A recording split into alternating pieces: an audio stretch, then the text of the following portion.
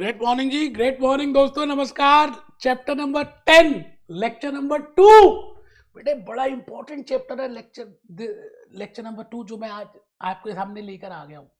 And I will be discussing with different concepts.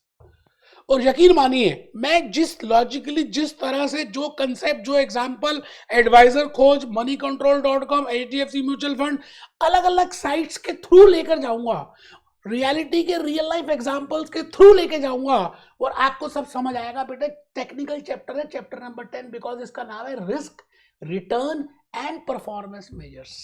So in the lecture number 1, no doubt we have discussed that what I mean by risk, what are the different types of risk, what is general risk, what is specific risk, and when I say general risk I discussed about, मैंने आपको 6 risk बताए थे। Specific में specific to equity बताया था, specific to date बताया था। सवाल ये आता है कि रिस्क तो है, तो एक पॉइंट ये आता है कि क्या अब हम कोई रिस्क ले ही ना, क्योंकि रिस्क तो होगा, हमें पता है हम मर जाएंगे, तो क्या इसका मतलब घर में बैठे रहे? तो बेटे जिंदगी के मजे भी नहीं ले पाएंगे।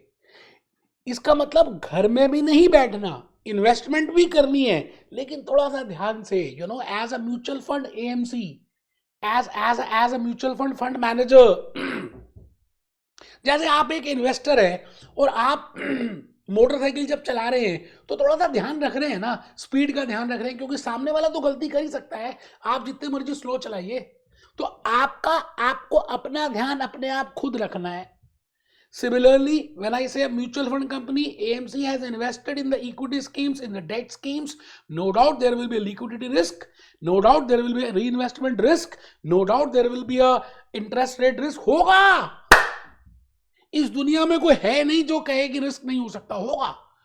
बट द पॉइंट इज, थोड़ा सा सावधानी बरतनी है। आज आपके सामने भूपेश आनंद, मैं सीए, मैं सीएस, मैं सीएमए, मैं अमेरिका, मैं लंदन, मैं सीएफए, आज आपके सामने ये बताने वाला हूं, मैं investment planner. I will be telling you कि भाई how we can manage those risks, उन रिस्क को मैनेज कैसे कर सकते हैं। मैं चाहता हूं पहले आप क्या करें, एक बार मेरी बात सुने, मैं गाना भी दिखाऊंगा, अभी गाना निकाला, लेकिन मैं चाहता हूं कि आप एक बार पहले इस पॉइंट में आ जाएं। हेडिंग लिखें जी। सबसे पहली बात, आज टेक्निकल लेक्चर है, नेक्स्ट लेक्चर नंबर 3 भी टेक्निकल है, 3 लेक्चर्स में चैप्टर नंबर 10 हो जाएगा। I have already covered chapter number lecture number 1। आप मेरे हैं, मैं आपका हूं, इसलिए आप मेरी बात मानेंगे, कमर बिल्कुल सीधी करेंगे, मटका दोबारा बनाएंगे और इस मटके से 3 चीजें निकाल देंगे। एक तो निकला रिस्क, एक निकला रिटर्न, और तीसरी चीज निकली परफॉर्मेंस ऑफ फंड्स। ठीक है सर, धीरे धीरे लेक्चर नंबर 2 की तरफ बढ़ रहे हैं। बेटे बनाओ रिस्क, बनाओ रिटर्न, बनाओ। आज मैं आपको बड़ी सारी बातें धीरे धीरे और बताऊंगा। यकीन मानिए, मैं पूरी एनर्जी के साथ आपको पढ़ाना चाहता हूं और आप ढीले ढीले बैठे हैं, लेट के पढ़ रहे हैं। बेटे टेबल चेयर में बैठ के पढ़ना है। मानना है कि इस लेक्चर के खाली 10,000 रुपए दिए आपने, ऐसा मान के चलना है। बाकी तो बेटे दुनिया है, मैं अब क्या बताऊं आपको। आइए दोस्त, मेरी कहानी मुंह जबानी, आज मेरी कहानी शुरू होने वाली है दोस्तों। मैंने लिख दिया मेरी कहानी। तो आज के इस लेक्चर के थ्रू मैं 2 बातें बताने वाला हूं वैसे मेनली। एक कि भाई आपको रिस्क तो है, उसको रिस्क को मैनेज कैसे करेंगे, how we can manage liquidity risk, how we can manage credit risk, how we can manage interest rate risk, how we can manage rating migration risk. I think these are the 4 और 5 categories of risk, 6 categories of risk. उन सबको manage करने की बात करेंगे। तो पहला first point आज के इस लेक्चर में ये इसको कवर करने वाला हूं दोस्तों। और उसके बाद मैं भूपेश आनंद आज आपके सामने बड़ी प्यारी प्यारी सी बातें रखूंगा और धीरे धीरे आपको लेके जाऊंगा that why we want to go for fundamental analysis and why we want to go for technical analysis. मैं एक एक चीज को रिलेट करूंगा बेटे। फंडामेंटल टेक्निकल आपके पेपर में बार बार आ रहा है। आज आप सभी मेरी बात को सुन रहे हैं। मैं ऊपर मैंने लिख दिया, आप लिखे मैनेजिंग रिस्क, उसके बाद उसकी 4 ब्रांचेस लिखे, managing market liquidity risk, managing credit risk, managing term structure of interest rate risk, managing rating migration risk. अच्छा मुझे एक चीज बताइए, जब मैं कहता हूँ कि आपको लिक्विडिटी रिस्क हो सकता है कि पता नहीं आपने वो स्टॉक लिया है म्यूचुअल फंड कंपनी ने और किंगफिशर एयरलाइन का ले लिया है, अब वो बिकता ही नहीं है, उसके बायर्स ही नहीं है, आपके पास जो शेयर्स पड़े हैं टाइटन सिक्योरिटीज के पड़े हुए हैं, पशुपति एक्रिलोन पड़ा है, ऐसी कंपनियां जो मर आ गई, खत्म हो गई। तो मैं ये कहने वाला हूँ कि भाई साहब जब आप शेयर्स लेते हो ना, I am telling to mutual fund company because they have a separate team named as research team, उनको ध्यान से, जब आप आम लेते हो तो क्या आम को देख के नहीं लेते, ड्यू डिलिजेंस नहीं करते, सेब खरीदते हो, सब्जियां खरीदते हो, है ना, उसको देख के लेते हो ना। बेटे म्यूचुअल फंड कंपनी को हम ये एडवाइस करेंगे that if they want to manage the the liquidity risk, they should buy those securities which are highly tradable, मतलब कैश के आसपास जैसी वाली चीज रखें, ज्यादा वो वाले स्टॉक मत लें, लालच में ना फंसे। Cash and cash equivalent securities, encumbered securities, मतलब जिसको बड़ी जल्दी आप बेच पाए, है ना, और उसका रेगुलर इंटरवल पे असेसमेंट करना बड़ा जरूरी है, क्योंकि आज क्या पता बेच पाए, कुछ पीरियड के बाद ना बिके, तो पीरियोडिकली एनालिसिस करना कंपलसरी है। मैं पहली बात तो बता भी चुका हूं दोस्तों, मैं ये कह चुका हूं कि how you can manage your liquidity risk. आप लिख रहे हैं I can manage liquidity risk by investing. I am telling to that mutual fund company, to that fund manager, to that AMC that they should invest in. SEBI कह रही है, अपनी workbook से कह रही है कि भैया उनको इन्वेस्ट करना चाहिए कैश एंड एनकम्बर्ड और कैश इक्विवेलेंट सिक्योरिटीज में, बाय इन्वेस्टिंग इन हाई क्वालिटी बॉन्ड्स। अब बॉन्ड्स अलग अलग तरह के भी हो सकते हैं, एक मुथ्थू फाइनेंस इशू कर रहा है, एक टाटा मोटर्स इशू कर रहा है, तो बेटा आप ये बताओ टाटा मोटर्स और मुथ्थू फाइनेंस में किसकी क्रेडिबिलिटी ज्यादा है? टाटा मोटर्स की, बिकॉज ये हाई क्वालिटी बॉन्ड्स हैं। तो आप मुथ्थू फाइनेंस मत लो। It means you should always buy those bonds which have high quality as compare to other bonds, जिनकी क्रेडिट रेटिंग अच्छी हो। भाई आप जब आम खरीदोगे तो आम ठीक ठीक लोगे ना, पैसे भी कम कराओगे और ठीक ठाक उसको आगे पीछे ऊपर नीचे से देखोगे नहीं देखोगे। तो आप जब बॉन्ड्स परचेज कर रहे हो, हम म्यूचुअल फंड कंपनी को बोल रहे हैं that you should buy high quality bonds, then only you can ensure that there is no liquidity risk. अभी हम PPTs में आएंगे, वर्कबुक में आएंगे, अभी 10-12 मिनट मेरी कहानी को सुनो बस। Next is by managing duration of a bond, मतलब आपको ये देखना है कि भाई आप इतने लंबे लंबे बॉन्ड ले लें, अगर जो 5-5 साल के सारे ही बॉन्ड। अच्छा आप ये बताइए, अब थाली होती है, थाली आप खाते हैं, कहीं पे थाली लेते हैं, तो थाली में क्या होता है, गिनी गुनाई सब्जियां देते हैं, चपाती देते हैं, पूड़ी देते हैं, चावल देते हैं, मिठाई देते हैं, अचार देते हैं, चटनी देते हैं, सब कुछ फिक्स दे देते हैं। कभी आपने देखा है उस थाली में मीठा भी होता है, खट्टा भी होता है, कड़वा भी होता है, ग्रेवी वाली सब्जी भी होती है, सूखी सब्जी भी होती है, दही भी होता है, मतलब सब कुछ देते हैं। और 99.99 सब लोगों को अच्छी लगती है क्योंकि उसमें हर वैरायटी की चीजें हैं। तो मैं ये कहना चाहता हूं इस केस में कि mutual fund company AMC should not buy only long term duration bonds, 5 साल के 10 साल के ले लिए, नहीं यार, आपको मिक्सचर रखना है, 5 साल के भी ले लेने हैं, शॉर्ट पीरियड के भी रख लेने हैं, 1 साल के भी रख लेने हैं, 1-2 महीने के भी रख लेने हैं। इट मीन्स आपके पास वो बॉन्ड ड्यूरेशन की उसको मैनेज करने का, उसको टर्म पीरियड को मैनेज करने का आपके पास आसान से तरीका हो। ठीक है sir. And by internal study of bond, ये आप खुद कर रहे हैं। देखिए एक तो क्रेडिट रेटिंग एजेंसी करेगी, आपको सिंबल्स बताएगी, इसको ट्रिपल ए दे दो, इसको डबल ए दे दो, इसको ये दे दो, बट द पॉइंट इज आपको अपनी आवाज भी तो सुननी है, आपकी अपनी रिसर्च टीम भी तो है, उसको रिसर्च करना चाहिए, उनकी असेसमेंट अपनी अलग होनी चाहिए, देन इंटरनल असेसमेंट और एक्सटर्नल असेसमेंट को वैल्यू करके आप इन्वेस्ट करें।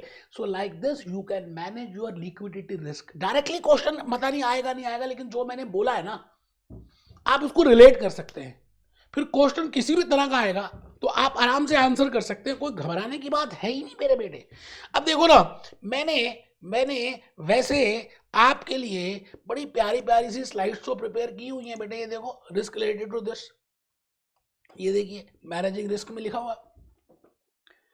बट क्या है ना कि मैंने इसमें भी मेहनत की, लेकिन मुझे लगा कि नहीं यार, मैं अपना दिल खोल के दूंगा, आपको सारी बातें समझाऊंगा, एग्जांपल्स बताऊंगा, हाई एनर्जी के साथ बोलूंगा, खड़े होकर पढ़ाऊंगा, तो आपको ज्यादा समझ आएगा। आप बताइए ना लॉजिकली, कमेंट लिख के दीजिए ना कि क्या सच में आपको ऐसा लग रहा है या नहीं लग रहा। तो आप मैनेजिंग मार्केट लिक्विडिटी रिस्क में देखिए मैंने क्या लिखा था, liquidity risk is managed by creating a portfolio which has adequate access to liquidity. The investment manager selects the fixed income securities which are expected to have high secondary liquidity. ये मैंने लिख दिया, वहां से कॉपी पेस्ट मारा है, आपको समझ आ जाएगा क्या? बाकी सब टीचर कैसे कर रहे हैं? तो अभी पहले तभी तो मैंने कहा कि आप मेरी कहानी सुनेंगे तो आपको आप अब इसके धज्जे उड़ा दोगे, आपको उससे ज्यादा पता चल गया। अब नेक्स्ट है जी मैनेजिंग क्रेडिट रिस्क। मतलब क्रेडिट रिस्क मतलब समझते हैं कि आपने किसी को उधार दिया, वो व्यक्ति बैंकरप्ट हो गया, इंसॉल्वेंट हो गया, भाग गया, मरा गया, चला गया, जैसे विजय माल्या मरा गया। अब बताओ, कैनरा बैंक ने पैसे दिए उधार किंगफिशर एयरलाइन को, वो भाग गया लंदन। हाय हाय विजय माल्या तेरी, हाय हाय तेरी ऐसी की तैसी विजय माल्या। तो क्रेडिट रिस्क एक म्यूचुअल फंड कंपनी को कैसे मैनेज करना चाहिए, क्योंकि if that mutual fund company is giving, if is buying investment और is investing in the bonds, then the credibility plays a very important role. When I say credibility, it means you should find out कि भाई उसकी CRISIL rating कितनी है, इकरा की rating कितनी है, credit rating agencies ने कितनी उसको रेटिंग दी है, प्लस आपकी रिसर्च टीम को भी इंटरनली उसको असेस करना चाहिए और उसकी रेटिंग आपको भी देनी चाहिए। ऐसा नहीं कि आप सुनी सुनाई बातों में आ जाओ कि भाई हाँ ठीक है। आप बताइए, आप एक लड़के वाले, एक लड़की वाले, लड़की वालों के मम्मी पापा बाहर वालों से सुन रहे हैं बहुत अच्छा लड़का, बहुत अच्छा लड़का, बहुत अच्छा लड़का, क्या शादी कर देंगे? लड़की के मम्मी पापा को ज्यादा टेंशन है, कन्यादान देनी है, सब बोल रहे हैं अच्छा अच्छा। जब तक वो खुद नहीं मिलेंगे, जब तक वो अपने आप असेसमेंट नहीं करेंगे उस लड़के की, तो बेटे शादी नहीं करने वाले। इतना मैं आपको बता दूं, करनी भी नहीं चाहिए। It means whenever you want to buy, whenever you want to invest in a bond, no doubt that company is a very good company. Infosys is a very good company. I say that. You can invest in that because it has good credit rating. But the point is still you should go for your own assessment. आपको अपनी assessment फिर करनी चाहिए। ये बात मैंने लिखी है। आइए जी, आइए मेहरबान। मैनेजिंग लिक्विडिटी रिस्क के बाद मैं आज आपके सामने आ गया हूं, और दूसरा रिस्क जो हम मैनेज करेंगे उसका नाम है मैनेजिंग क्रेडिट रिस्क। एक्सप्लेन कर दिया है, लिखेंगे तो अंदर तक चला जाएगा। जैसे नींबू पानी आप गर्मी में आते हैं धूप से और नींबू पानी पीते हैं तो आत्मा तक शांति मिलती है। लिखिए, by investing in those borrowers which are having good credit profile. आप बताइए, आपका सिबिल स्कोर है ना इंडिविजुअल्स का? अगर आप क्रेडिट कार्ड लेने जाते हो तो सिबिल स्कोर के बेसिस पे मिलता है ना आपको लोन। बिल्कुल इसी तरह से हम यहाँ पे ये समझा रहे हैं कि आप क्रेडिट रिस्क तभी मैनेज कर सकते हैं जब आप इन कंपनीज में, इन अच्छी प्रोफाइल वाली चीजों में इन्वेस्ट करेंगे। ठीक है सर। रिस्क मैनेजमेंट टीम, मैंने कहा ना एक अलग से रिस्क मैनेजमेंट टीम होती है। Should analyse and gate credit rating from external agencies and from internal. मैंने अभी बताया, लड़की के मम्मी पापा को खुद भी एनालाइज करना चाहिए, बाहर वालों की बात भी सुननी चाहिए, इंक्वायरी भी करानी चाहिए। Similarly a mutual fund company AMC should go for external as well as for internal with the help of which they can manage credit risk. I think I am okay. I think मुझे यहाँ तक clear हो गया। अब ये गाना दिखाऊंगा बेटे, आमिर खान की मूवी है और उसकी पहली मूवी थी, और उस मूवी में का नाम था कयामत से कयामत तक। लेकिन उस मूवी का गाना बड़ा अच्छा है। उस मूवी में उसने गाना बोला है कि पापा कहते हैं मेरा बेटा मेरी बेटी मेरा नाम करेंगे। आज मैं वही बात बताऊंगा, लेकिन एक छोटा सा थोड़ा सा पहले लिख ले, ये रिस्क को मैनेज करना समझ ले। नेक्स्ट लिखिए जी, managing the team term structure of interest rate risk.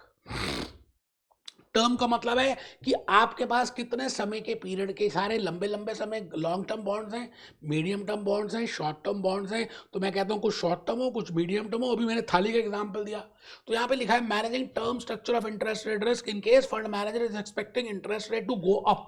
अच्छा, आपको पता है इंटरेस्ट रेट का और प्राइस ऑफ द बॉन्ड का इनवर्स रिलेशनशिप है। अगर फंड मैनेजर को ऐसा लग रहा है कि फ्यूचर में इंटरेस्ट रेट ऊपर जाने वाले हैं, तो मेरे दोस्त fund manager should invest in short term duration bonds, क्योंकि शॉर्ट टर्म मैच्योर हो जाएंगे, प्राइस कम भी होगा तो ज़्यादा फर्क नहीं पड़ेगा। अगर उसको पता चल रहा है कि इंटरेस्ट रेट ऊपर जाने वाले हैं और उसने लॉन्ग टर्म बॉन्ड्स ले लिए तो मारा जाएगा। वो कहते हैं ना, सिर मुंडाया ओले पड़े। आई थिंक आप समझ रहे हैं। तो आप लिखिए, इन केस, अब इसके ऊपर क्वेश्चन आता है बेटे, MCQ क्वेश्चन बनेंगे 2-3। In case fund manager is expecting interest rate to go up in future, then invest in short-term bonds and vice versa. मतलब उसको लग रहा है कि इंटरेस्ट रेट कम हो जाएगा, है ना, फ्यूचर में, तो उसको फिर लॉन्ग टर्म बॉन्ड्स लेने चाहिए। वाइस वर्सा का मतलब आप समझ ही रहे हैं, because interest rate and price have the indirect relationship. तो इसलिए मैंने ये बात लिखी है, मैं समझ रहा हूं कि आपको बात समझ आ रही है। इस समय हम कर रहे हैं NISM mutual fund chapter number 10 risk return and performance measure का lecture number 2, and I am telling you how you can manage your risk. Managing rating migration risk. Rating migration का मतलब है जब हमने बोरो किए थे, जब हमने उसको लैंड किया था, म्यूचुअल फंड ने जब इन्वेस्टमेंट किया था टाटा मोटर्स में, मुथ्थू फाइनेंस में, है ना, बार्कलेस फाइनेंस में, तो उस समय उसकी क्रेडिट रेटिंग अच्छी थी, अब गिर गई। तो हमें क्या करना है उस रिस्क को मैनेज करने के लिए? AMC should go for additional due diligence before shifting, before investing along with external credit rating. बार बार यही कह रहा हूं, खुद भी करना है, बाकी सबकी बातों पे पूरा विश्वास नहीं करना, अपनी आंखें खोल कर रखनी है। Let the buyer be aware, let the investor be aware. Here you as a fund manager of that company is the investor and you have to be very much careful. And the last is managing reinvesting risk, reinvestment risk. मुझे ऐसा लग रहा है कि भैया interest rate कम हो जाएगा, तो मैं क्या करूंगा, मैं कंपाउंड इंटरेस्ट की फैसिलिटी ले लूंगा, पे आउट की फैसिलिटी नहीं लूंगा। आप एफडी कराते हो ना, एफडी में कई बार आप कहते हो ना, आपसे पूछते हैं कि भाई आपको इंटरेस्ट हर महीने चाहिए या आप एफडी के अमाउंट के साथ ही मैच्योरिटी के साथ लेंगे, आपको लग रहा है इंटरेस्ट रेट कम होने वाला है और आपकी एफडी 2 साल की है, 1 साल की है, 2 महीने के बाद ही कम हो जाएगा, तो आप कहेंगे नहीं भैया हमें नहीं चाहिए, आप इसी को री इन्वेस्ट कर देना। तो उस केस में आपको उसी रेट पे इंटरेस्ट मिलेगा। Now it is your production, now it is your expected, now it is your calculation. You are getting my point? अच्छा जी, बिल्कुल बढ़िया। और अगर उल्टा तो ऑपोजिट कर देंगे। मैं आपके सामने अब आ चुका हूं एक बार दोबारा से अपनी स्लाइड में, और यहां पर मैंने देखिए क्रेडिट रिस्क आपको समझा दिया था, फिर यहां पे था credit term, structure of interest rate risk, the investment manager actively manage the duration based on the ensuring the market conditions। market conditions क्या है, उसके बेसिस पे इन्वेस्ट करेंगे। Managing the rating migration risk, invest in high grade quality securities, the due diligence performed by the fix this. इसका मतलब आप एक 10 रुपए का चाय लेते हैं ना, तो भी ध्यान रखते हैं कप साफ है, इलायची छोटी डाली है, अदरक डाला है, ये किया है, नैपकिन दिया है, चाय की क्वांटिटी ज्यादा दी है, अच्छी है, टेस्टी है। 10 रुपए की चीज लेने में बेटे फंड मैनेजर तो आपकी मेहनत के पैसे इन्वेस्ट कर रहे हैं, तो they should go for due diligence and they should go for internal analysis along with external analysis, and hence you can manage your risk. ठीक है सर, बहुत बढ़िया। अब मैं आपसे कुछ और बातें कहना चाह रहा हूं। ये देखिए बहुत इंपॉर्टेंट कंसेप्ट नंबर 6 शुरू हो जाऊंगा। मैं आपको अभी investorkhoj.com वेबसाइट पे लेके जा रहा हूं, और वहां पर मैं आपको 2, 3, 4 कंपनीज की म्यूचुअल फंड की परफॉर्मेंस दिखाऊंगा।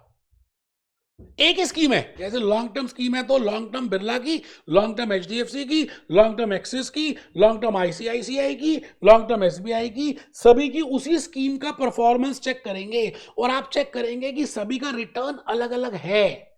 एक माँ के 2 बच्चे हैं, दोनों को सेम खाना मिलता है, एक ही स्कूल में पढ़ते हैं, एक बड़ा है दूसरा छोटा है, लेकिन आप चलिए ट्विंस हैं, क्या दोनों के नंबर सेम आते हैं? नहीं। इसका मतलब कुछ और भी फैक्टर्स होंगे ना जो उनके मार्क्स को रिलेट कर रहे हैं। सिमिलरली फंड मैनेजर सब अच्छे होते हैं, AMC अच्छी है, इन्वेस्टर्स अच्छे हैं, बट स्टिल आज हम देखेंगे कि उनकी जो फंड की परफॉर्मेंस है ना, जो उनका रिटर्न है ना, जो उनके मार्क्स है ना, वो अलग अलग अलग अलग अलग अलग अलग आ रहे हैं, जबकि स्कीम सेम है। अब ये बड़े सारे फैक्टर्स पर डिपेंड करता है। पहले हम क्या करते हैं, एक बार बेटे उस साइट पे जाकर एक बार चेक करेंगे, फिर मैं गाना दिखाऊंगा बेटे, फिर मैं गाना दिखाने वाला हूं।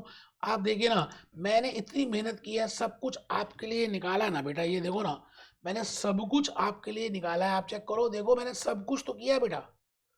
अच्छा ठीक है जी, मैंने शायद इसको वो नहीं किया, तो कोई बात नहीं, मैं इसको अभी सिलेक्ट कर रहा हूं, और आज अब आप देख पाएंगे।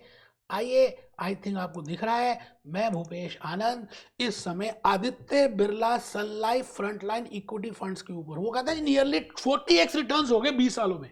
अच्छा, मैं थोड़ा सा आगे गया, मैंने इसके नीचे देखा कि क्या क्या स्कीम्स हैं, उन्होंने चित्र बनाए हुए हैं।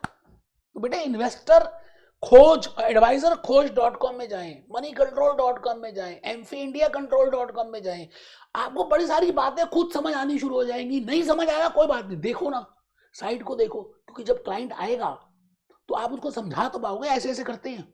यही तो बात हम ARN नंबर के बाद आपको बताएंगे कि आपको कौन सी साइट देखनी है, कौन से सॉफ्टवेयर यूज करने हैं, कौन से पैम्फलेट्स बनाने हैं, कैसे आपने बात करनी है, कैसे व्हाट्सएप करना है, वो सब हमने एक अलग से पैकेज बनाया है। ठीक है सर। अभी आपको हम ये भी दिखाएंगे कि advisor.com कैसे खोलते हैं और उसके बाद कैसे पढ़ते हैं उसको। शुरू शुरू में समझ नहीं आएगा, मेरे को भी नहीं आया था, घबराना नहीं है, लेकिन पढ़ोगे देखोगे तो बड़ी सारी चीजें आप रिलेट कर पाओगे। जैसे मैंने आपके लिए यहाँ पर ये ओपन कर दिया जी, क्या है ये कौन सी कंपनी मैंने, SBI large and mid cap fund nearly 60 times returns in 30 years.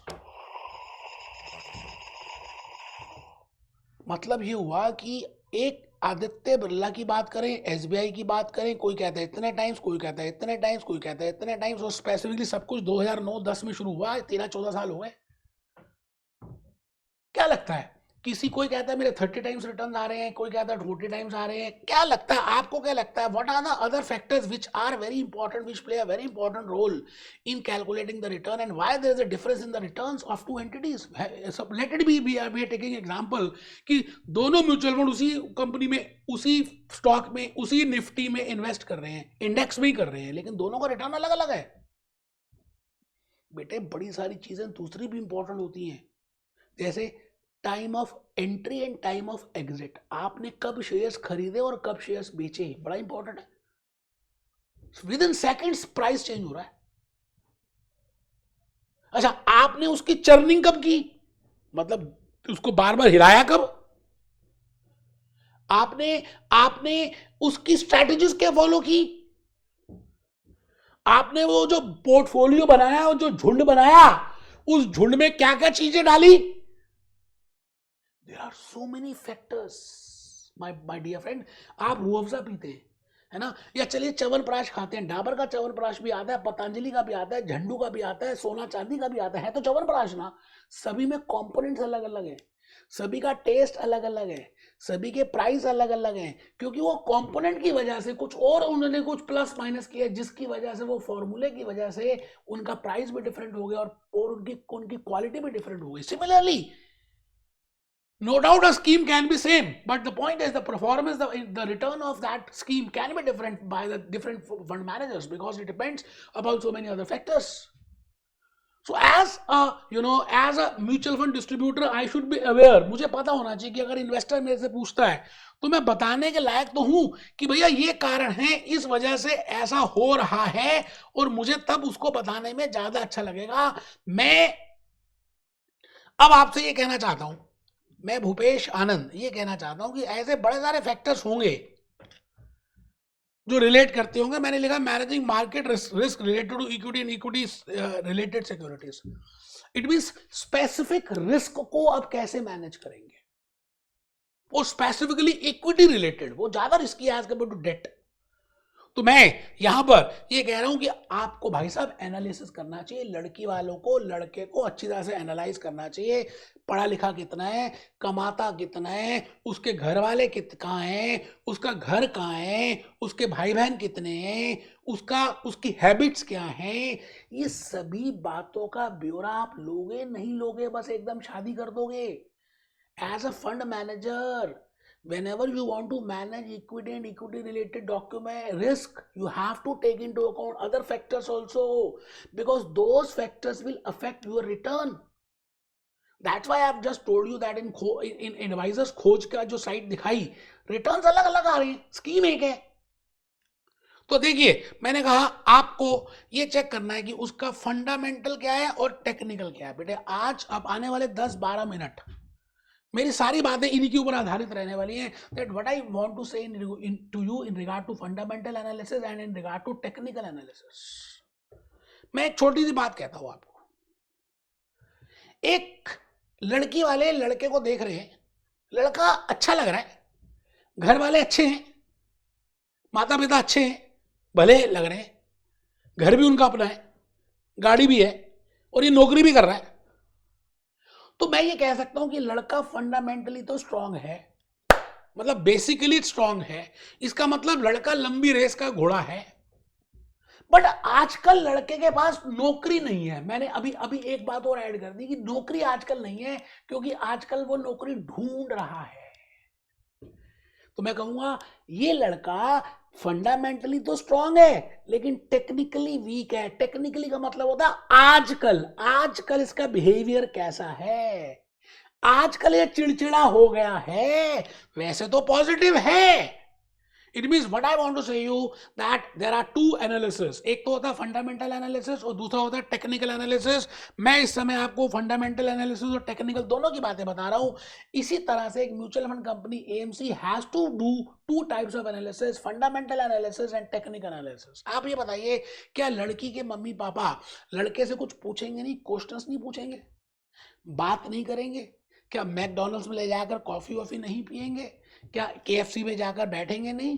बैठना चाहिए और कुछ पूछना भी चाहिए।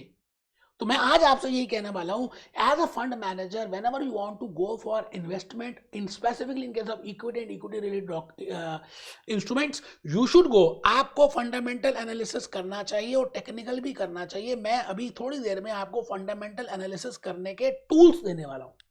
जैसे आपने देखा दुर्गा माता के बड़े सारे टूल्स होते हैं, तीर कमान भी है, त्रिशूल भी है, ये भी है, चक्र भी है। ऐसे ही research team of a mutual fund company who is doing equity analysis has different types of tools. वो करेंगे बेटा, पेपर में आ रहे हैं, 5-6 मिनट में हो जाएंगे। ठीक है जी। So two analysis, to analyse this systematic, तो एक तो उसको फंडामेंटल एनालिसिस करना चाहिए, टेक्निकल एनालिसिस करना चाहिए। अब ये क्या होता है देखेंगे। दूसरा, उसको सिस्टमैटिक रिस्क और अनसिस्टमैटिक रिस्क भी कैलकुलेट करना चाहिए कि उस इक्विटी में सिस्टमैटिक रिस्क कितना है और अनसिस्टमैटिक रिस्क कितना है। जैसे ही मैंने बोला सिस्टमैटिक और जैसे ही मैंने बोला अनसिस्टमैटिक, एक बच्चा नींद आ रही थी, उसको कमर सीधी करके बैठ गया। उसे को पता नहीं क्या बोल गया ये मास्टर। बेटे पेपर में आएगा, सुनना, आने वाले 11-12 मिनट, 10 मिनट बड़े इंपॉर्टेंट है। मैं आज आपको एक बात कहने जा रहा हूं कि टाइटैनिक शिप का नाम सबने सुना था, जो जहाज डूब गया आज से कुछ साल पहले की बात है। जहाज बहुत अच्छा था, फिरंगी थे उसमें, यूरोपियंस बैठे हुए थे, बड़े अमीर खानदान के थे, लड़के थे, लड़कियां थी। एक लड़के को लड़की से उस शिप में मोहब्बत भी हो गई थी। अगर आपने टाइटैनिक नहीं देखी तो आपको देखना। या चलिए मैं आपको बताऊं, कोविड सिनेरियो की बात करें, भगवान ना करे दोबारा कभी आए कोविड, लेकिन मैं आपसे ये कहना चाहता हूं कि जब पूरी इकोनॉमी, पूरे चाइना में, पूरी बाकी कंट्रीज में कोविड सिनेरियो की, कोविड की वेव्स चली, तो आप योगा करते थे, आप हट्टे कट्टे थे, आप बाहर का खाना नहीं खाते थे, आप घर का जूस पीते थे, ग्रीन वेजिटेबल्स खाते थे। ऐसे भी बहुत सारे लोगों को कोविड हो गया। इसका मतलब कुछ चीजें ऐसी होती है जो कंट्रोलेबल नहीं होती, आप जो मर्जी कर लो होंगी। प्यार तो होना ही था बेटे। वो जो रिस्क है ना, उसका नाम है सिस्टमैटिक रिस्क। जो कंट्रोल नहीं किया जा सकता, जिसको डाइवर्सिफाई नहीं कर सकते, जिसको कम नहीं कर सकते, उसका नाम है सिस्टमैटिक रिस्क। मेरी बात आप समझ रहे हैं? सिस्टमैटिक का मतलब है जो सिस्टम से। जब आप शेयर मार्केट में इन्वेस्ट करेंगे, when mutual fund company will invest in the security, in the equity, there has to be a risk which can not be controlled, like covid risk, it can not be controlled. That is system related risk. I cannot control it. अब बताइए, Russia versus Ukraine की लड़ाई चल रही है तो economy में downfall आएगा, रशियन भी और यूक्रेन में भी, इजराइल में भी और गाजा में भी। पाकिस्तान की पॉलिटिकली ठीक नहीं है तो आएगा, कंट्रोल ही नहीं कर सकते। बड़ी से बड़ी कंपनी आएंगी, वो भी धाराशाही हो जाएंगी। भाई जिस जहाज में बैठे हो वो जहाज ही डगमगा रहा है, तो आपके अच्छे या गंदे होने तो कोई फर्क पड़ता ही नहीं है। It means if there is inflation, अगर इन्फ्लेशन है, पॉलिटिकल रीजंस है, इकोनॉमिकल रीजंस है, स्टॉक मार्केट ऊपर नीचे जा रही है, तो you can not control it. So it means I should analyse fundamental and technical. एक तो ये, दूसरा आई शुड नो कि भाई उस इक्विटी में सिस्टमैटिक रिस्क कितना है और अनसिस्टमैटिक रिस्क कितना है। तो मैंने लिखा है जी सिस्टमैटिक। कसम होगी अगर आपने ना लिखा, पेपर में आने वाले 5-6 मिनट बड़े प्रीशियस हैं और आप एज ए इन्वेस्टर अपने क्लाइंट को भी एक्सप्लेन कर सकते हो अगर आपने ये बातें समझ ली तो आप लिखिए, रिस्क 2 तरह के होते हैं। आपको एक तो एनालिसिस करना है, फंडामेंटल टेक्निकल, वो भी करा रहा हूं, और एनालिसिस आपको रिस्क का भी करना है ना। रिस्क 2 प्रकार के होते हैं, लिखिए सिस्टमैटिक एंड अनसिस्टमैटिक। सिस्टमैटिक के नीचे लिखिए नॉन डाइवर्सिफाइड। नॉन डाइवर्सिफाइड का मतलब है जिसको आप कंट्रोल नहीं कर सकते। वो किस वजह से होता है? इन्फ्लेशन की वजह से, इकोनॉमी की वजह से, गवर्नमेंट पॉलिसी की वजह से, पॉलिटिकल मूवमेंट्स की वजह से, नेचुरल फैक्टर्स की वजह से, टैक्सेशन की वजह से। There can be so many factors which I as an investor or which I as a mutual fund investor cannot, because I am a mutual fund, I have invested in these companies. So I cannot control that because it is a macro factor. I cannot control it. So those are named as systematic risk. But सवाल ये आता है कि अगर मैं एक ऐसा risk जो स्पेसिफिक एक ही इंडस्ट्री में है ना, जैसे टेलीकम्युनिकेशन इंडस्ट्री में रिस्क है और मैंने सारे शेयर्स वहीं के इन्वेस्ट कर दिए म्यूचुअल फंड ने, तो ये गलत है. और मैंने I have invested all the shares in Kingfisher airline और वो कंपनी वो विजय माल्या हरामी भाग गया, लंदन भाग गया, मैं भी डूब गया, वो भी डूब गया, वो तो मजे कर रहा है, मैं डूब गया. It means the risk which can be controlled. मैं अभी आपको मैंने कोविड का एग्जांपल दिया था. अगर आप बाहर कम जाएंगे, अगर आप सोशल डिस्टेंसिंग रखेंगे, अगर आप सैनिटाइजर का प्रयोग ज़्यादा करेंगे, तो शायद ऐसा भी हुआ कि उन दिनों में भी कई लोगों को कोविड सिनेरियो नहीं हुआ, कोविड की वेव नहीं आई, उनको नहीं लगा, सिस्टम में था बट उनको नहीं हुआ क्योंकि उन्होंने ध्यान रखा. और ऐसा भी हो सकता है कि पूरी फैमिली में किसी को नहीं हुआ बट उसी को हो गया, एक व्यक्ति को, क्योंकि वो बाहर जा रहा था ज़्यादा. But that can be controlled, उसको वो डाइवर्सिफाई कर सकता था. इसका मतलब whenever a mutual fund company wants to invest somewhere, they should see कि क्या इस इंडस्ट्री में, क्या इस कंपनी में कोई मैनेजमेंट की प्रॉब्लम तो नहीं है, कोई स्पेसिफिक और प्रॉब्लम तो नहीं है, कोई रॉ मटेरियल की प्रॉब्लम तो नहीं है जो इसी इंडस्ट्री से रिलेटेड है, उसको हम मैनेज कर सकते हैं. It can be controlled. So that is named as unsystematic risk. तो टोटल रिस्क को, या मैंने कहा कंपटीशन को देख लें, सिस्टमैटिक रिस्क और अनसिस्टमैटिक को जोड़ दें तो क्या बनता है, टोटल रिस्क. और टोटल रिस्कों को कैलकुलेट करेंगे स्टैंडर्ड डेविएशन से. नेक्स्ट लेक्चर 3 में बताऊंगा, अभी घबराना नहीं है. मैं धीरे धीरे आगे बढ़ता जा रहा हूं, मुझे रोकना मत यारो. मैं आज इमोशनल हो रहा हूं और मैं आपको अभी एडवाइजर खोज से, है ना, advisorkhoj.com से आपको डिफरेंस बता चुका हूं that there are the difference in the returns of the same schemes because there are so many other factors which are very important. Life में सारे एक साथ पढ़ते हैं, है ना, कोई ज़्यादा सक्सेसफुल हो जाता है, कोई कम होता है. इसका मतलब खाली पढ़ाई नहीं. अब आप म्यूचुअल फंड डिस्ट्रीब्यूटर बनने वाले हैं, सारे म्यूचुअल फंड डिस्ट्रीब्यूटर एक जितने पैसे थोड़ी कमाएंगे. कोई 5 लाख कमाएगा, कोई 10 लाख कमाएगा, कोई 1 करोड़ कमाएगा, कोई एलिट क्लब में चला जाएगा, क्योंकि और भी बड़ी सारी बातें निर्भर करती हैं, इफेक्ट करती हैं. सिमिलरली एक फंड मैनेजर के लिए भी it depends upon so many factors कि उसने स्ट्रैटेजी क्या फॉलो किया है, उसने एंट्री का टाइम क्या किया है, एग्जिट का टाइम क्या किया. तो मैंने कहा I can, find out that there can be a difference in the schemes due to fund managers, due to the strategy, due to the time of entry, due to the frequency of churning, and due to fundamental analysis and technical analysis.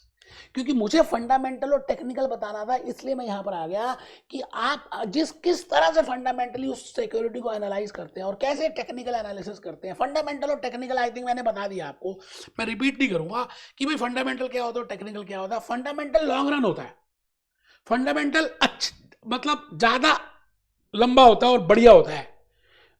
Technical short term के लिए होता है. उसकी नौकरी अगर आज नहीं लगे तो अभी नहीं लगी, पढ़ा लिखा तो है, मिलने लग जाएगी.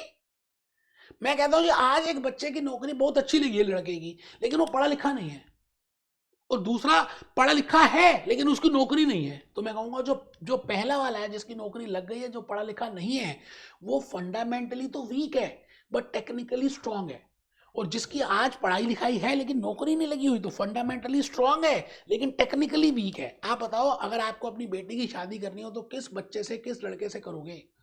बड़ी सिंपल सी बात है, जो फंडामेंटली स्ट्रांग है और जो टेक्निकली वीक है. हाँ, दोनों स्ट्रांग मिल जाए तो बल्ले बल्ले. मान लेते हैं हमारे पास यही 2 ऑप्शंस हैं, तो आप बट नेचुरल लॉन्ग रन में जाओगे. तो फंडामेंटल एनालिसिस के लिए आप कुछ रेशियोज का, कुछ टूल्स का इस्तेमाल करोगे. आप लिखेंगे जी फाइनेंशियल स्टेटमेंट्स. हम क्या करेंगे, उस कंपनी की, इन्फोसिस की, अदानी की, टाटा स्टील की, जिस भी कंपनी में वी वांट टू इन्वेस्ट, उसकी पहले हम फाइनेंशियल स्टेटमेंट्स देखेंगे, बैलेंस शीट देखेंगे, प्रॉफिट एंड लॉस देखेंगे, और उससे कुछ रेशियोज को कैलकुलेट करेंगे. जैसे एक डॉक्टर एक ब्लड के ड्रॉप से चेक कर लेता है कि उसमें शुगर का पार्टिकल्स कितने हैं, उसमें बाकी और प्रॉब्लम्स कितनी है, उसमें होमोग्लोबिन कितना है. ऐसे ही रिसर्च टीम में जो एनालिस्ट बैठे हुए हैं वो क्या करेंगे, उसकी फाइनेंशियल स्टेटमेंट से कुछ रेशियोज को निकालेंगे, और उन रेशियोज की हेल्प से, जैसे profitability ratios, return on investment ratios, कुछ हम और book value per share calculate करके उसके अंदर की हालात को चेक कर लेंगे. That is fundamental analysis. ठीक है सर, लिखेंगे म्यूचुअल फंड्स कैन रिलाई, अभी बेटे फंडामेंटली लिखना है, mutual funds can rely on long term investors. बड़ी मेहनत की है, मैं फिर रिपीट करता हूँ, पीपीटी से कराना होता तो मैं अभी तक ये लेक्चर कंप्लीट भी कर चुका होता, लेकिन आप यकीन मानिए आप मेरी बात को सुन रहे हैं और आपको बात समझ आ रही है, even if you are not from commerce background, not from you are from arts background, और you are from science background, और you are from any background, तब भी आपको समझ आ रहा है, क्योंकि मैं मन से समझाने की कोशिश कर रहा हूं और आपको डे टू डे लाइफ के एग्जाम्पल्स दे रहा हूं। तो आप क्या करेंगे भाई साहब, अर्निंग पर शेयर निकालेंगे, अभी बताऊंगा, प्राइस अर्निंग रेशो निकालेंगे, प्राइस अर्निंग ग्रोथ रेशो निकालेंगे, बुक वैल्यू पर शेयर निकालेंगे, प्राइस टू बुक वैल्यू निकालेंगे, और एक नेक्स्ट पेज में दी हुई है डिविडेंड यील्ड रेशो निकालेंगे। मैं कहता हूं जी 6 रेशोज अगर आपने निकाल दी तो बल्ले बल्ले हो जाएगी। आने वाले 5-6 मिनट में बस यही 6 रेशोज बतानी है, आप इंजॉय करेंगे, मजे करेंगे, सच में कह रहा हूं। आइए ना गाना सुन लेते हैं, अगर आपको थोड़ा ऐसा लग रहा है, मैं पहले गाने सुना देता हूँ। बेटा मुंह छोटा मत करो, बस मुंह को छोटा करना बेटा, मेरे होते क्यों मुंह छोटा करोगे, मुंह छोटा करे आपके दुश्मन आपके। अब ये गाना क्या है, कौन सी मूवी का है, कयामत से कयामत तक, आमिर खान की पहली मूवी। वो कुछ कह रहा है, मुझे बार बार एक ही ख्याल आ रहा है, इनकी फेयरवेल पार्टी है और ये गाना गा रहा है और वो कह रहा है मुझे एक ही ख्याल आता है। आप समझ रहे हैं बेटे, म्यूचुअल फंड डिस्ट्रीब्यूटर बनो, अपने पेरेंट्स का नाम रोशन करो, पैसे कमाओ, उनका भला करो, अपना भला करो, फैमिली मेंबर्स का भला करो। और मेरी बात को ध्यान से सुनो कि जो 6 रेशोज अब मैं बताने वाला हूं बेटे बड़े प्रीशियस हैं, क्योंकि फंडामेंटल एनालिसिस में आप as a mutual fund distributor आपको पता होनी चाहिए कि रिसर्च टीम कौन सी रेशोज कैलकुलेट करती होगी, क्योंकि आप फिर उसको एडवाइजर खोज में, मनी कंट्रोल में चेक करोगे कि इस कंपनी की ईपीएस कितनी है, इस कंपनी की प्राइस अर्निंग रेशो कितनी है, इस कंपनी की प्राइस अर्निंग ग्रोथ रेशो कितनी है, इस कंपनी का बुक वैल्यू पर शेयर कितना है, इस कंपनी का price to book value share कितना है, इस कंपनी का डिविडेंड यील्ड कितना है, तभी तो आप ज्यादा कन्विंस कर पाओगे। आइए आइए जी, आइए आइए सर, कहाँ पे आना है, कमर सीधी करो यार, कहाँ पे आना है, ये करना है, कमर सीधी लिखो, पता नहीं लिखते भी हो नहीं लिखते, मैं तो बस बोल रहा हूँ। फंडामेंटल टेक्निकल को पेज में 2 हिस्सों में डिवाइड कर दो, एक तरफ लिखो फंडामेंटल, पहले फंडामेंटल का खाना पूरा लिख दो। फंडामेंटल में आपने रेशोज के नाम लिख दिए, मैं इस समय अब रेशोज की बात करूंगा, टेक्निकल बाद में कर लेंगे, टेंशन मत लो, 1-2 मिनट का टेक्निकल तो ज्यादा है भी नहीं, है ना। आओ मैं इस समय आपको अर्निंग पर शेयर, पहले टूल की बात बता रहा हूं। अर्निंग पर शेयर मतलब एक शेयर के ऊपर कितनी कमाई कर रही है ये कंपनी। अगर आप देखें ध्यान से तो हिंदी का मतलब तो ये निकलता ना, अर्निंग का मतलब कमाई एक शेयर के ऊपर। मान लेते हैं कंपनी के पास 5 लाख के प्रॉफिट्स हैं, मतलब सबको देने के बाद, खर्चे वर्चे सब मीट करने के बाद, टैक्स वैक्स सब देने के बाद जो पैसे बच गए उसका भाई नाम होगा आमदनी, और उस आमदनी का हमने नाम डाल दिया आमदनी टैक्स देने के बाद, and we technically name it as profits after tax और अर्निंग्स आफ्टर टैक्स। भाई 5 लाख रुपए की अर्निंग है, 1 लाख खाने वाले, तो एक व्यक्ति को कितने पैसे मिलेंगे, 5 लाख न्यूमरेटर में लिख दिया, डिनोमिनेटर में 1 लाख लिख दिया, तो फॉर्मूला बन गया आमदनी अपॉन खाने वाले, मतलब प्रॉफिट आफ्टर टैक्स, आमदनी after tax upon number of equity share holders. Formula है बेटे, मैंने नीचे एग्जांपल के थ्रू ये बताया भी कि मान लेते हैं कंपनी के पास 10 लाख प्रॉफिट्स हैं, प्रॉफिट आफ्टर टैक्स का मतलब है आमदनी टैक्स देने के बाद 10 लाख है, नंबर ऑफ शेयर्स 1 लाख है, अर्निंग पर शेयर 10 रुपए, एक शेयर के ऊपर अर्निंग 10 रुपए की है। बड़ी इजी है जी, 10 लाख में से भाग करना 1 लाख, तीसरी क्लास का बच्चा कर लेगा। आप सोचते रहो मैं कॉमर्स साइड नहीं हूं, इसमें है ही नहीं कुछ कॉमर्स का। अब ये जरूरी नहीं है ना कि वो कंपनी अर्निंग अगर 10 रुपए की कर रही है तो डिविडेंड भी 10 रुपए का दे, because dividend is not compulsory to be paid. इसके ऊपर एमसीक्यू क्वेश्चन आता है कि when companies are having earning per share then it is important that company should declare dividend, उसको डिविडेंड देना चाहिए, ये जरूरी नहीं है। क्योंकि कुछ ऐसी कंपनीज होती है ना जो एक्सपेंशन मोड में है, जैसे जोमेटो है, जैसे स्विगी है, जैसे पेटीएम है, उनको पैसे चाहिए, वो देंगे ही नहीं, कमाई कर रहे हैं। इसका मतलब डिविडेंड का और अर्निंग का कोई ऐसा डायरेक्ट रिलेशनशिप नहीं है। हाँ, रिलेशनशिप होगा, बट एक कंपल्सरी नहीं है कि अर्निंग है तो डिविडेंड भी होगा। मेरी बात आप समझ रहे, पेपर में आएगा क्वेश्चन, इसलिए मैंने लिखा नीचे मे नॉट डिक्लेयर डिविडेंड। 10 रुपए की डिविडेंड अर्निंग हो गई, it may not declare dividend if in expansion mode. मैंने कंपनीज का नाम लिखे, पेटीएम है, जोमेटो। भाई साहब पैसे चाहिए, अभी और बड़ा करना है हमने अपनी कायनात को, है सल्तनत को बड़ा करना है, आपको पैसे दे देंगे फिर हम कहाँ जाएंगे, और डिविडेंड देना कंपलसरी नहीं है। इसलिए मैंने एक 1 मार्क का क्वेश्चन आता है, whether EPS is always equal to DPS. No, earning per share EPS है, डिविडेंड पर शेयर डीपीएस है, इन दोनों का आपस में रिलेशनशिप नहीं है। ये बात तो हमें समझनी है, एमसीक्यू में आ सकता है। अब मैं आपसे पूछता हूं कि एक कंपनी का ईपीएस 10 रुपए है जो अभी अभी निकाला, दूसरी कंपनी का 12 रुपए, उसी सेक्टर में कौन सी कंपनी अच्छी? बेटा जिसका एक शेयर के ऊपर कमाई ज्यादा अच्छी वही कंपनी अच्छी। तो मैंने लिख दिया higher the EPS better it is. बेटे दिल खोल के बता रहा हूं, खाली पीपीटी स्लाइड से कराना होता तो अभी तक खत्म कर चुका होता ये चैप्टर ही। क्या बोलूं यार मैं आपको, आप लिखो बेटे लिखो। नेक्स्ट मैं इस समय क्या कर रहा हूं, फंडामेंटल एनालिसिस कर रहा हूं। फंडामेंटल एनालिसिस में क्या कर रहा हूं, फंडामेंटल एनालिसिस में क्या कर रहा हूं, उनकी रेशोज को चेक कर रहा हूं कि किस रेशोज से हमें पता चलेगा कि ये फंडामेंटली स्ट्रांग है या नहीं। मतलब लड़की के मम्मी पापा लड़के से बड़े सारे क्वेश्चंस पूछ रहे हैं, 6 क्वेश्चंस पूछेंगे और उसके आंसर ही पता चल जाएगा लड़की के मम्मी पापा को कि ये लड़का ठीक बोल रहा है या गलत बोल रहा है। ठीक है जी, पहला क्वेश्चन तो पूछ भी चुके। दूसरा क्वेश्चन है प्राइस अर्निंग रेशो। अब आप ये बताइए कंपनी 10 रुपए कमा रही है, अभी जो एग्जांपल दिया, लेकिन उसका मार्केट प्राइस जो है ना बाजार में 10 रुपए नहीं है, 50 रुपए का बिक रहा है एक शेयर। एक शेयर के ऊपर कमाई तो 10 रुपए की है, अर्निंग पर शेयर तो 10 रुपए का है, लेकिन बॉम्बे स्टॉक एक्सचेंज में वही इस कंपनी का एक शेयर 50 रुपए में बिक रहा है। ऐसा क्यों होगा? ऐसा इसलिए होगा कि वो जो शेयर होल्डर्स हैं उस कंपनी के, उनको ऐसा लग रहा है, या जो खरीदना चाहते हैं उनको ऐसा लग रहा है कि आने वाले दिनों में ये कंपनी का अर्निंग बढ़ जाएगा, इसलिए वो 10 रुपए की अर्निंग के पीछे 50 रुपए देने को तैयार हैं। भाई साहब आप ये बताओ, आप प्याज कब खरीद लेते हो? आप महंगे रेट में खरीद लोगे, क्यों? क्योंकि आपको लग रहा है कि आने वाले दिनों में प्याज का रेट जो अभी ये चल रहा है ना इससे भी बढ़ जाएगा। मतलब आपको लग रहा है कि आप अगर इस कंपनी के शेयर्स खरीद लो तो फ्यूचर में आपको और कमाई होगी। तो बेटे उस रेशो का नाम है प्राइस अर्निंग रेशो। मैं इस समय आपके सामने खड़ा हूं, यकीन मानिए सबसे इंपॉर्टेंट रेशो कराने जा रहा हूं। मैंने ऊपर लिखा ईपीएस मान लेते हैं 10 रुपए की है।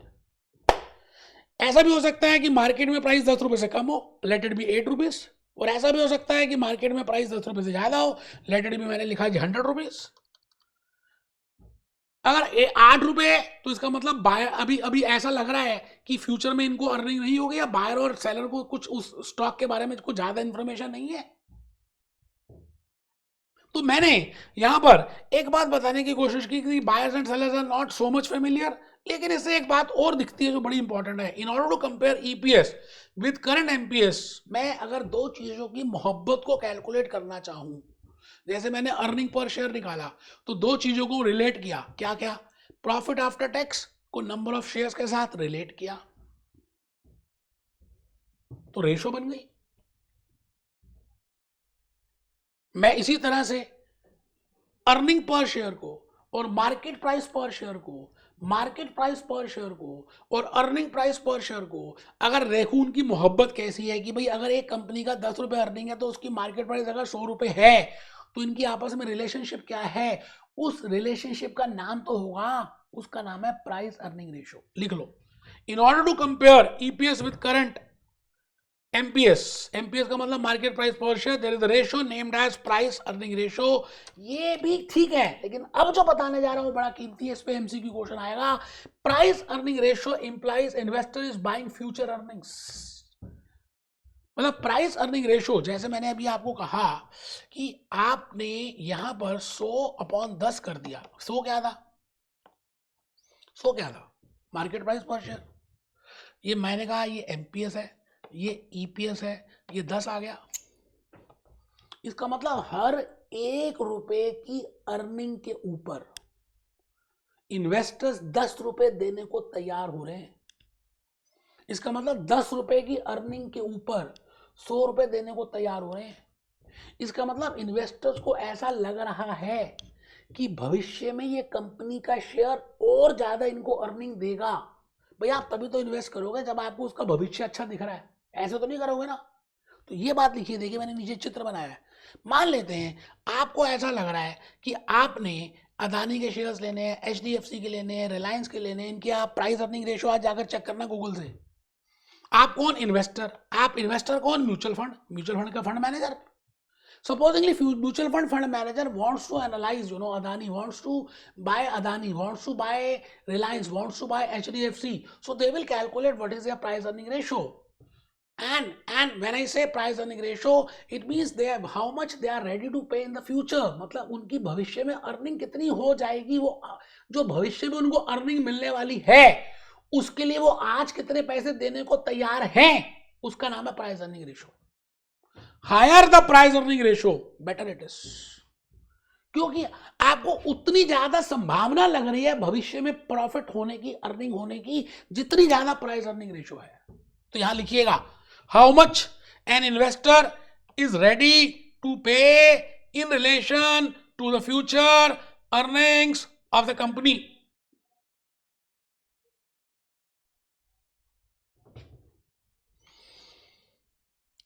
अगर प्राइस अर्निंग रेशियो जो मैंने एग्जांपल दिया 100/10, मार्केट प्राइस 100 था, 10 ईपीएस था, it means investors are ready to pay 10 times of the future profit of stock. Future profits, future, आज आप बोल रहे हैं, आज आप म्यूचुअल फंड डिस्ट्रीब्यूटर का पेपर कर रहे हैं तो अपने भविष्य के लिए कर रहे हैं। इसी तरह से अगर आप हाई प्राइस अर्निंग रेशियो का स्टॉक लेंगे तो आपको लग रहा है कि आने वाले दिनों में वो ग्रो करेगा और आपको फायदा होगा, तभी आप लेंगे। इसलिए higher the P ratio better it is. और जिन स्टॉक्स की पी रेशो ज्यादा होती है उनके हमने नाम दे दिया, सेबी ने कहा इनका नाम डाल दो, इनको बोल दो ग्रोथ स्टॉक है, क्योंकि फ्यूचर में ग्रो होंगे।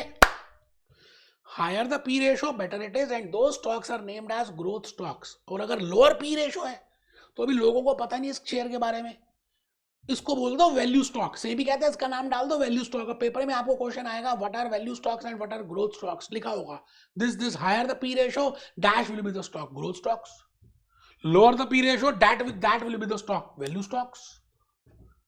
बेटे भूपेश आनंद एक एक लॉजिक के साथ करा रहा है, खाली पीपीटी से पढ़ के थोड़ी कराना यार। मैंने 2 टूल बता भी दिए और आप लिख रहे हैं higher the P ratio better it is. चलिए साहब आइए, मैं तीसरे टूल की तरफ बढ़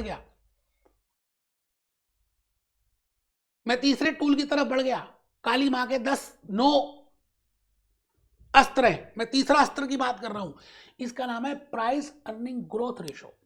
price earning to growth ratio मतलब प्राइस अर्निंग का और फ्यूचर में उसकी ग्रोथ की मोहब्बत निकाल रहे हैं, मोहब्बतें।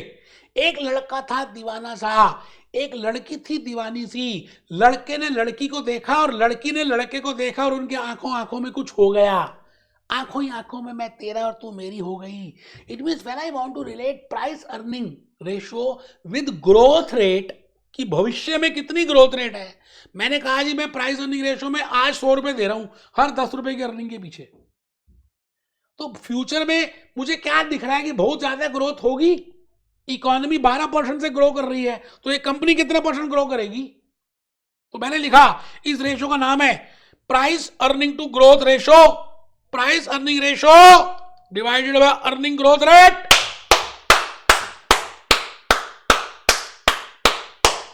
बेटे अगर मैं अदानी का चेक करूं तो अदानी की प्राइस अर्निंग रेशो बहुत ज्यादा है और उसकी प्राइस अर्निंग ग्रोथ रेशो बहुत कम है। बताओ ऐसे कैसे कम आएगी। बेटे जब आप किसी चीज को किसी से डिवाइड करते हो और डिनोमिनेटर बड़ा होता है तो कोफिशिएंट ऑटोमेटिकली छोटा आएगा, तीसरी क्लास में पढ़ा होगा।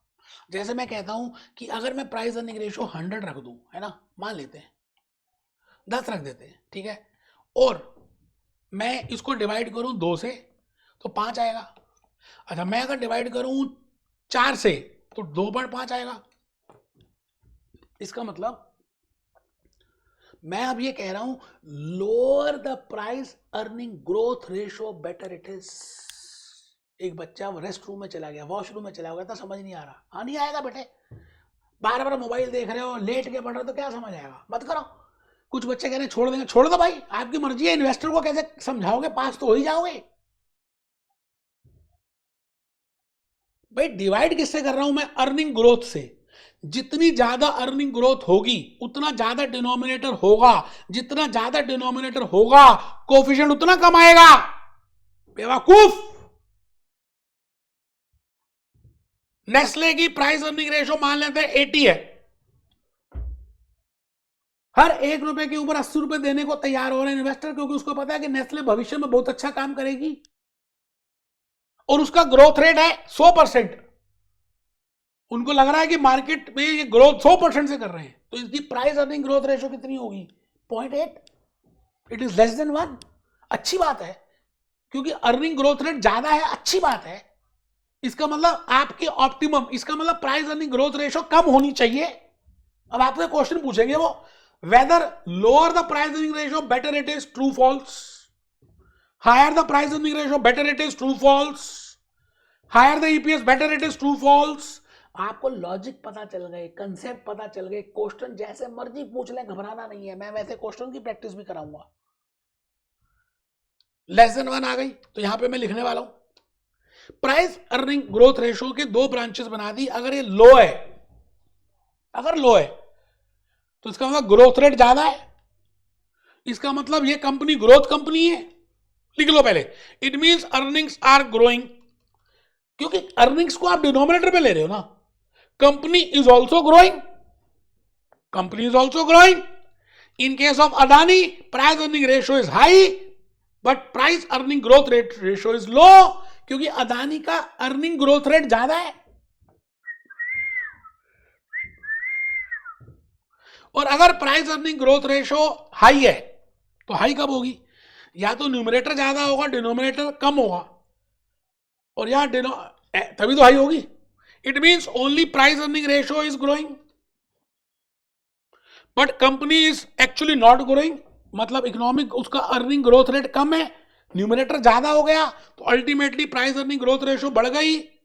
तो ये छोटे छोटे जो स्टॉक होते हैं उनके केस होता है। आप मेरी बात को शायद समझ पा रहे हैं। मैं 3 टूल बता भी चुका हूं देवी मां के, earning per share, price earning ratio, price earning to growth ratio. इस वीडियो को पॉज करके बार बार देखना, बार बार देखो, 1000 बार देखो।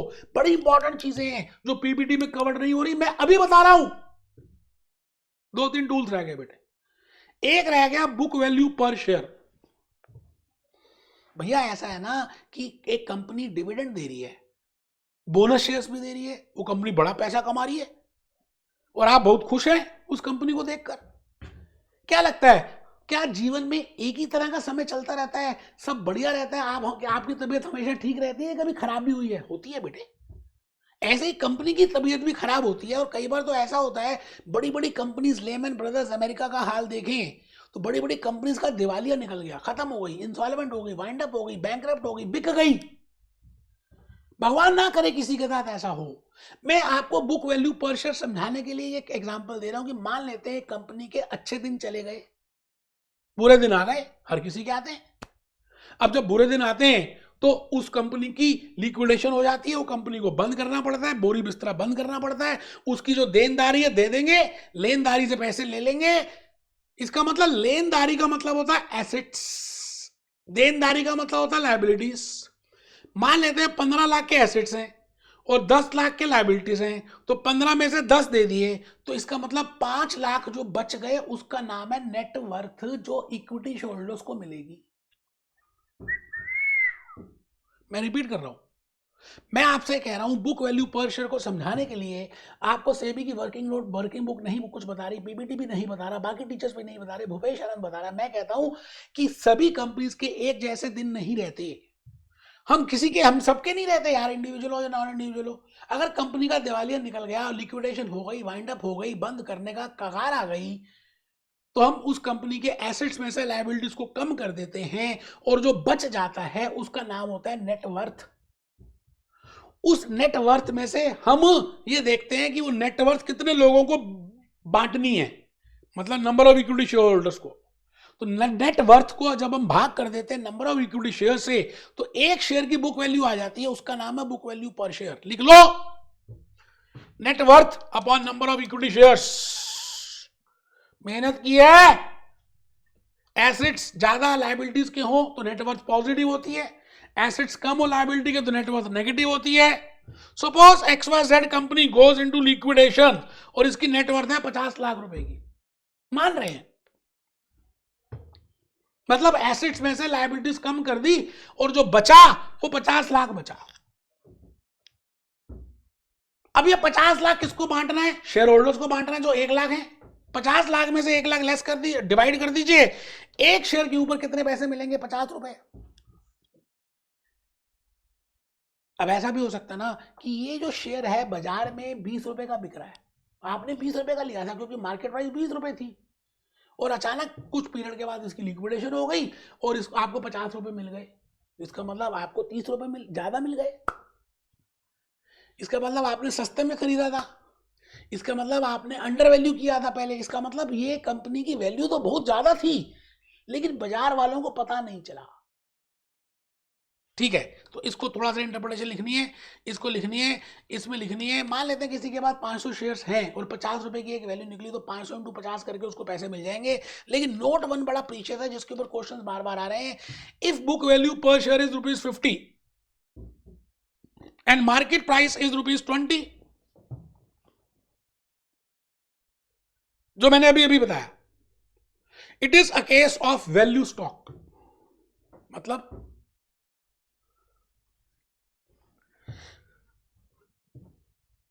मतलब मार्केट में वो 20 रुपए की कीमत लगा रहे हैं, ज्यादा कीमत नहीं लगा रहे। मार्केट वालों को ऐसा लग रहा है कि ये फ्यूचर में ग्रो नहीं होगा।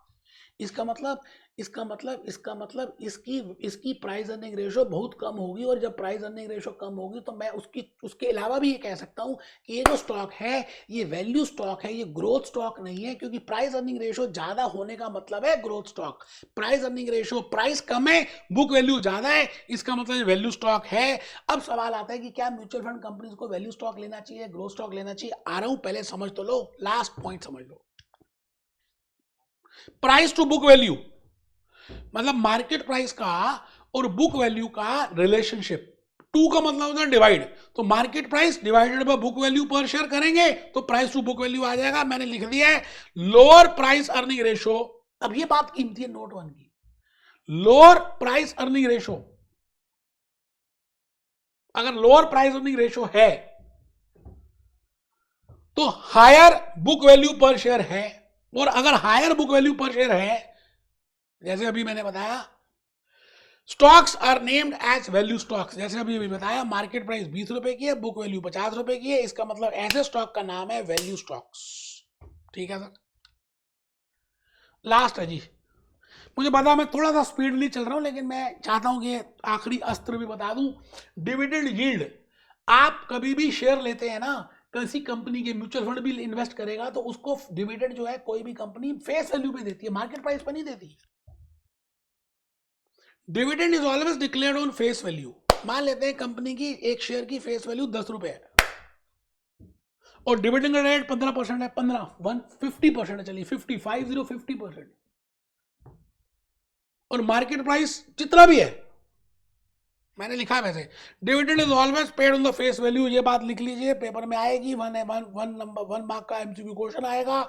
Dividend is always paid on face value, not at market price, not at market price, not at market price.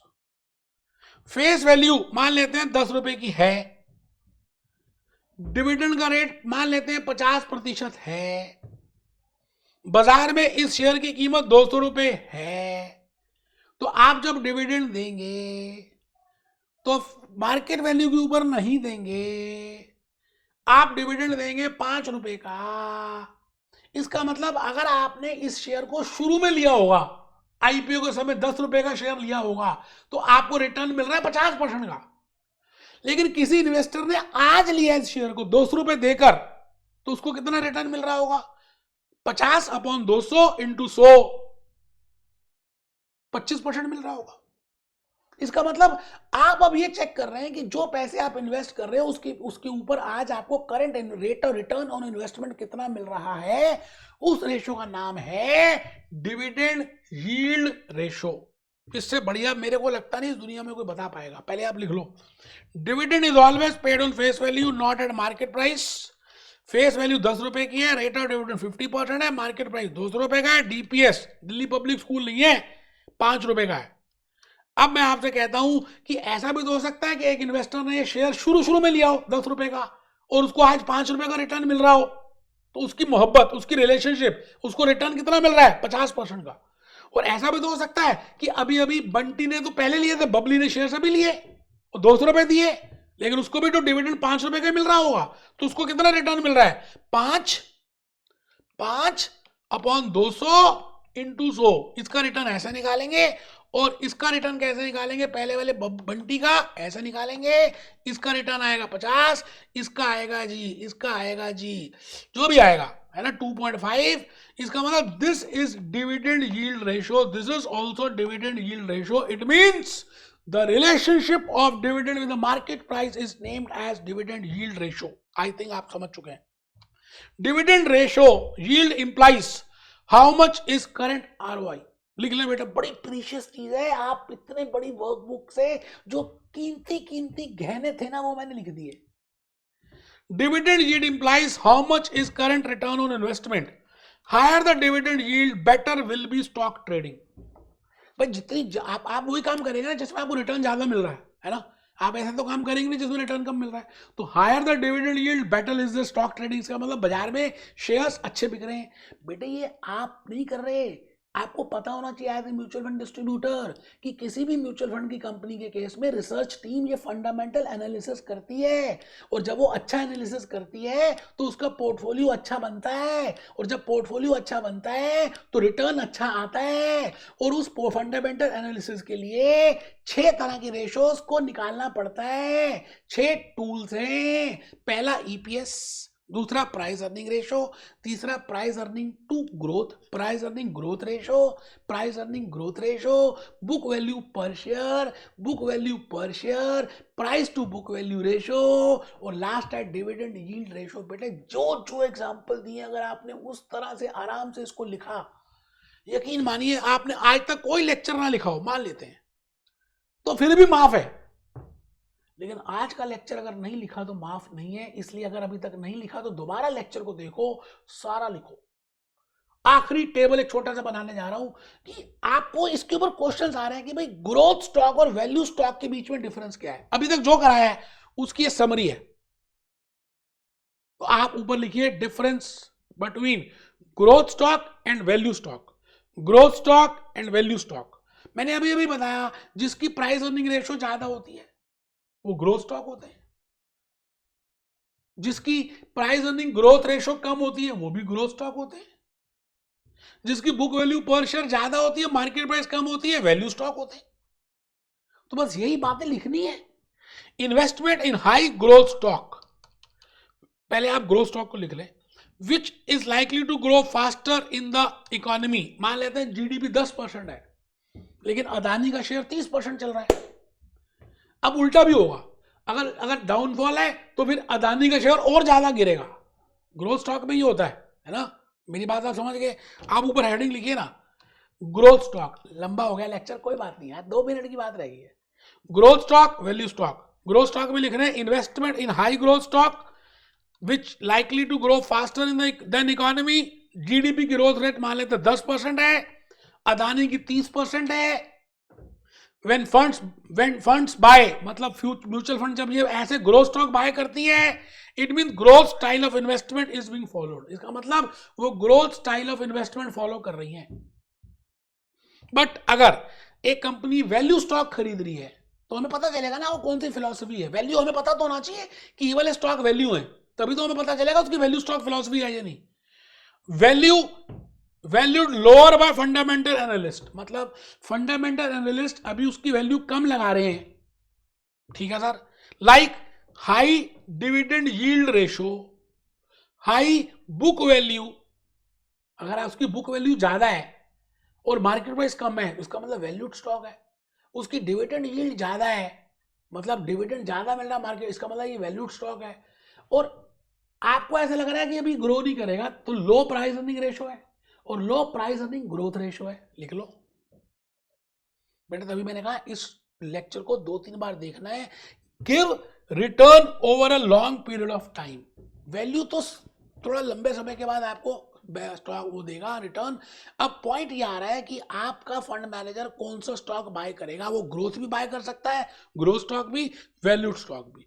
अगर वो ग्रोथ स्टॉक बाय कर रहा है तो हम कहेंगे उसका स्टाइल क्या है, ग्रोथ स्टाइल इन्वेस्टमेंट है। और अगर वैल्यू कर रहा है तो हम उसको वो कहेंगे। आप घबराएंगे बिल्कुल भी नहीं, मैं आपके साथ हूं, आप मेरे साथ हैं। आपको मैंने लास्ट पॉइंट अभी बताना है, उसका नाम है टेक्निकल एनालिसिस। फंडामेंटल मैंने कंप्लीट कर दिया, अभी हम पीपीटी में आएंगे। टेक्निकल तो चुटकियों का ही, लड़का पढ़ाई लिखाई में अच्छा है लेकिन अभी कमा नहीं रहा, कोई बात नहीं, फिर भी हम शादी कर देंगे, क्योंकि वो आजकल का है ना, क्योंकि वो प्राइस बिहेवियर है ना, क्योंकि वो चार्ट से कैलकुलेट होगा ना, क्योंकि उसका इफेक्ट शॉर्ट टर्म होगा। तो लिखे on price behaviour over a time pattern. अगर हम उस सिक्योरिटी का प्राइस बिहेवियर देखें, चार्ट्स की मदद से देखें। Mutual fund may not be depending for long term investments. मतलब जो म्यूचुअल फंड लंबे समय के लिए इन्वेस्टमेंट नहीं ध्यान रखते, शॉर्ट टर्म ट्रेडिंग में ध्यान रखना चाहते हैं, डे टू डे ट्रेडिंग में प्रॉफिट अर्न करना चाहते हैं, तो वो टेक्निकल एनालिसिस में जाते हैं। ठीक है जी, ठीक है sir. Done by traders for intraday trading. Generally ये इंट्राडे ट्रेडिंग में इस्तेमाल होता है। मैं फिर रिपीट करूंगा दोस्तों, आपको आराम से लिखना है, कोई जल्दबाजी है ही नहीं। ये देखो ना, ये देखो ना, ये देखो, ये देखो difference between market systematic and company specific risk बता दिया था, beta systematic risk, unsystematic risk, बड़े सारे एग्जांपल्स ये। अब ये देखो factors affecting performance of equity schemes. कौन कौन से ऐसे फैक्टर्स हैं जो अफेक्ट करते हैं? Fundamental and technical analysis, price to earning ratio, price earning to growth, book value, this dividend yield, investment style, portfolio. मैं भी ऐसे नाम पढ़ के खत्म कर देता, क्या समझ आता? पास तो हो जाते, मान लेते 50% आने। क्या रियल नॉलेज बढ़ती? क्या आप किसी अपने क्लाइंट को कन्विंस कर पाते? सोचो ना, अपने आप मन से पूछो यार, अपने मन से, मेरे को मत बताना, आप अपने आप पूछो। ये फंडामेंटल एनालिसिस, ये टेक्निकल, मैंने एग्जांपल्स दिए, अर्निंग पर शेयर निकाल के दिखाया, प्राइस अर्निंग रेशियो की बातें की, उसके लॉजिक्स बताए, हायर बेटर है, लोअर बेटर है, क्यों हायर बेटर है, क्यों लोअर बेटर है। ये सारी बातें कौन बताता है यार? मैं भी तो ऐसे कर सकता था, खाली स्लाइड में लिख देता, काम खत्म हो जाता, प्राइस अर्निंग रेशियो बता देता। आपको कैसे पता चलता है ग्रोथ स्टॉक कौन से है, वैल्यू स्टॉक कौन से है? हाई प्राइस अर्निंग रेशियो में वैल्यू होता है, ये ग्रोथ होता है। इसलिए आज के लेक्चर को बार बार देखो, 1000 बार देखो, देखने की चीज है, बार बार देखो। और बेटे उसके बाद फिर आपको ये वर्कबुक में इतना ज्यादा दिक्कत नहीं आएगी। वैसे वर्कबुक पढ़नी नहीं है, इतने सारे पेज कौन पढ़ेगा, सीधा क्वेश्चन में आ जाओ। मेरे लेक्चर को 2-3 बार देखो, मोटे मोटे पॉइंट्स नोट करो, सुनो, एग्जाम्पल देखो, मेरी बातों को सुनो ध्यान से कि मैंने कब बोला लोअर, किसका बोला हायर, किसको बोला वैल्यू, किसको बोला ग्रोथ। ये सारी बातों को आराम से समझ के एनालाइज करके फिर आप क्वेश्चंस करना। एक लेक्चर और लगेगा, ये लेक्चर थोड़ा सा लंबा हो गया। अच्छा, मैं इसके 2 लेक्चर्स बना सकता था, लेकिन इन सबका ना इकट्ठा रिलेशनशिप था, एक साथ नहीं कराता ना तो समझ में नहीं आता। अगला लेक्चर 3 बहुत छोटा सा है, घबराना नहीं है बेटे। अब तो मान लीजिए 99% आपका सिलेबस ही हो गया, चैप्टर 10 भी खत्म होने वाला है ना। 11 और 12 तो चुटकियों के, कुछ नहीं है। Be happy, B jolly, B cheerful.